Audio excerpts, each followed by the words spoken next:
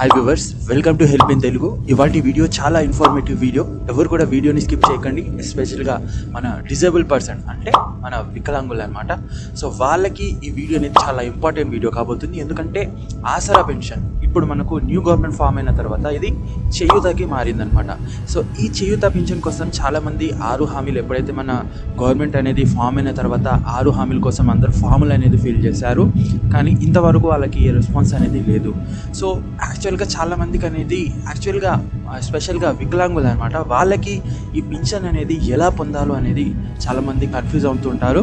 దీనికి ఏమేమి డాక్యుమెంట్స్ ఉండాలి అండ్ ఇది ఎక్కడ అప్లై చేయాలి, చాలామందికి డౌట్స్ ఉంటాయి. సో ఈ వీడియోలో నేను మీకు చెప్తానమాట ఎలా అనేది మీరు ఆసరా పెన్షన్ అంటే ఈ చేయూత పెన్షన్కి అప్లై చేసి 4016 రూపాయలు అంటే ఇప్పుడు 6000 కాబోతుంది, అది మీ బ్యాంక్ అకౌంట్లో పొందొచ్చు. సో ఫస్ట్ ప్రాసెస్ చూడండి. ఎవరైతే డిజేబుల్ పర్సన్స్ ఉన్నారో సో వాళ్ళకి చేతుల ప్రాబ్లం ఉంటుంది, వినికిడి ప్రాబ్లం ఉంటుంది, కొంతమంది కాళ్ళు ఉండవు, ఓకేనా, కొంతమందికి సరిగ్గా కనబడదు. వీళ్ళందరికీ అనేది కంపల్సరీ సదరం సర్టిఫికేట్ ఉండాలి, ఓకేనా. డిజబిలిటీస్ వాళ్ళకి 40% ఎబో ఉండాలి. ఎవరికైతే కాళ్ళు ఉంటుంది, కాళ్ళ ప్రాబ్లం, లేకుంటే కనబడదు, కొంతమందికి ఓవరాల్గా మొత్తం చేతులే పనిచేయవు అనమాట, ఓకేనా. సో అలాంటి డిజబిలిటీస్ వాళ్ళకి 40% కనుక ఎక్కువ ఉండాలి సదరం సర్టిఫికేట్లో పర్సంటేజ్ అనేది.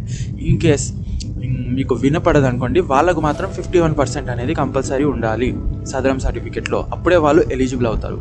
సో అందరికంటే ముందు డిజబిలిటీస్ ఎవరైతే ఉన్నారో వాళ్ళు గవర్నమెంట్ హాస్పిటల్ నుంచి ఈ సదరం సర్టిఫికేట్ అనేది పొందాలి. సో అప్పుడే మీరు ఈ పెన్షన్కి అప్లై చేయగలుగుతారు. ఎందుకంటే చాలామంది ఏం చేస్తారంటే డైరెక్ట్గా వెళ్ళి సెంటర్స్కి పోయి అప్లై చేస్తుంటారు అనమాట. చాలామంది అట్లనే పోయి మున్సిపాలిటీస్లో, గ్రామ పంచాయత్లో, జిహెచ్ఎంసీలలో వెళ్ళి డైరెక్ట్గా అప్లికేషన్ ఇచ్చేస్తారు. సో ఆ అప్లికేషన్ ఏం చేస్తారు, ఫైనల్గా రిజెక్ట్ చేస్తారు. అలా చేయొద్దు. ముందు ప్రాసెస్ తెలుసుకోండి, డాక్యుమెంట్స్ ఏం పెట్టాలో కరెక్ట్ కాదు తెలుసుకోండి. నేను మొత్తం వివరంగా మీకు నేను చెప్తాను అనమాట. సో ఫస్ట్ సదరం సర్టిఫికేట్ మీరు చేయించుకోవాలి, ఓకేనా. ఈ సదరం సర్టిఫికేట్ ఎలా చేయించుకోవాలో దానిపైన వీడియో కావాలంటే కింద కామెంట్ చేయండి, చేస్తాను.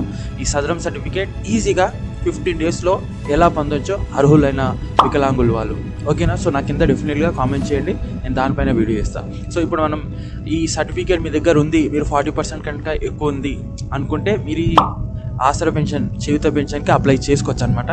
దీనికి డాక్యుమెంట్స్ ఏం కావాలంటే చూడండి, ఆధార్ కార్డు ఉండాలి, సదరం సర్టిఫికేట్ ఉండాలి, రేషన్ కార్డు ఉండాలన్నమాట, ఓటర్ ఐడి ఉండాలి, బ్యాంక్ పాస్బుక్ ఉండాలి, ఫోటోగ్రాఫ్ ఉండాలి, మొబైల్ నెంబర్ ఉండాలి, ఓకేనా. సో ఈ కాపీస్ అనేది మీ దగ్గర ఉండాలి, కరెంట్ బిల్ కూడా పెట్టాలి. ఈ అన్ని ప్రూఫ్స్ అనేది మీరు కంపల్సరీ పెట్టాలి. అండ్ ఈ అన్ని ప్రూఫ్స్ అనేది ఒక ఫామ్ ఉంటుంది, ఆ ఫామ్ నింపండి. ఫామ్ నింపిన తర్వాత దానికి ఆధార్ కార్డు, ఓటర్ ఐడి, మీ బ్యాంక్ పాస్బుక్, సదరం సర్టిఫికేట్ మీకు ఉంటుంది కదా, దాని జిరాక్స్ తీసి అది ఇంకోటి వచ్చేసి ఒక ఫోటో, ఓకేనా. దాంతోపాటు బ్యాంక్ పాస్బుక్ అదంతా మీరు జిరాక్స్ తీసి ఒక సెట్ తీసి దాన్ని స్టాపిల్ కొట్టి తీసుకెళ్ళి మీరు ఇన్కేస్ సిటీ ఏరియాస్లో ఉంటే మీరు జిహెచ్ఎంసీలో ఇవ్వచ్చు అనమాట. ఇన్కేస్ వరంగల్లో ఉంటే WMC ఉంటుంది, అక్కడ వరంగల్ మున్సిపల్ కార్పొరేషన్, అక్కడ ఇవ్వచ్చు. లేకుంటే విలేజెస్లో ఉన్న వాళ్ళు మీరు వెళ్ళి ఇవ్వచ్చు అనమాట. మీకు ఇక్కడ గ్రామ పంచాయతీ ఉంటుంది, ఓకేనా, కొన్ని చోట్ల మున్సిపాలిటీస్ ఉంటాయి, అక్కడ మీరు ఎక్కడుందో అది కనుక్కొని వెళ్ళి ఆ డాక్యుమెంట్స్ అన్నీ జత చేసినవన్నీ సబ్మిట్ చేయాలన్నమాట, ఓకేనా. లేకుంటే మీరు సిటీ ఏరియాస్లో ఉంటే మీ సేవలో కూడా మీరు అప్లై చేసుకోవచ్చు, దీనికి ప్రాబ్లం ఏం లేదు, ఓకేనా. సో అప్లై చేసి అది తీసుకెళ్ళి మీరు డైరెక్ట్గా ఇవ్వచ్చు అనమాట. ఎక్కడ, కలెక్టర్ ఆఫీస్లో, ఓకేనా. కలెక్టర్ ఆఫీస్లో ఆ డాక్యుమెంట్ తీసుకెళ్ళి ఇవ్వచ్చు. లేకుంటే మీరు మున్సిపాలిటీలో అక్కడ ఇచ్చిన వాళ్ళు తీసుకెళ్ళి కలెక్టర్ ఆఫీస్లో వాళ్ళే సబ్మిట్ చేస్తారనమాట. ఈ ప్రాసెస్ అంతా వాళ్ళే చేస్తారు. ఈ ప్రాసెస్ అంతా మనకి జరిగేది కలెక్టరేట్ ఆఫీస్లోనే, ఓకేనా. సో DRDO ఆఫీస్ సంథింగ్ అంటారు. సో అక్కడే మనకి ఈ ప్రాసెస్ అంతా జరుగుతుంది. ఎందుకంటే నాకు ఎక్స్పీరియన్స్ ఉంది, నేను అప్లై చేశాను కాబట్టి మీకు కూడా ఐడియా ఇస్తున్నాను. చాలామంది అర్హులు ఉన్న వాళ్ళు నాలెడ్జ్ లెక్క అనేది ఈ పెన్షన్స్కి అనేది అప్లై చేయలేకపోతారు, దాని తర్వాత గవర్నమెంట్పై చెప్తారనమాట. సో అలాంటి ఏం టెన్షన్స్ ఏం తీసుకోకండి, సింపుల్ ప్రాసెస్ ఇది.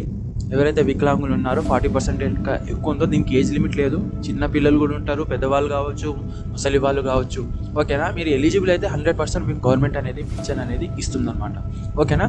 సో ఈ విధంగా మీరు అప్లై చేసుకుంటే ఈజీగా అనేది మీరు పెన్షన్ అనేది పొందవచ్చు. అర్థమైందా?